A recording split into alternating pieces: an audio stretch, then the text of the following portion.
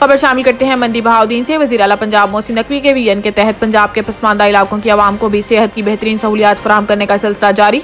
वज़ीर primary and secondary health care Punjab doctor Jamal Nasir ने आज मंदी बहाउद्दीन के दही इलाके रेड़का बाला में रूरल हेल्थ सेंटर का इफ्तिताह किया। डिप्टी कमिश्नर शाहिद इमरान मार्च, DPO रजा सफदर काजमी और मुअज़्ज़िज़ीन इलाका की कसीर तादाद भी मौजूद थी। वज़ीर primary and secondary health care Punjab doctor Jamal Nasir का तकरीब से खिताब करते हुए कहना था कि निगरान हुकूमत डिस्ट्रिक्ट और तहसील अस्पतालों की तरह रूरल हेल्थ सेंटर्स में भी जदीद सहूलियात की फराहमी, डॉक्टर्स और पैरामेडिकल स्टाफ की कमी को दूर करने समेत दीगर मसाइल को हल करने के लिए तरजीही बुनियादों पर काम कर रही है।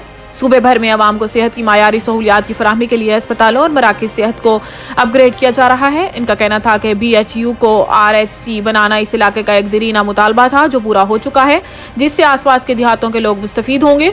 इस मौका पर सूबाई वज़ीर डिस्ट्रिक्ट हेडक्वार्टर अस्पताल में ट्रामा सेंटर का भी ऐलान किया गया। डिप्टी कमिश्नर शाहिद इमरान मार्च ने सूबाई वज़ीर को ब्रीफिंग देते हुए बताया है कि रूरल हेल्थ सेंटर पर कुल 49.210 मिलियन की लागत आएगी, जिसमें से अब तक 45 मिलियन रुपए खर्च हो चुके हैं। कैमरामैन राजा ज़बीउर रहमान के साथ आसिफ खान बलोच, मंदी बहाउद्दीन।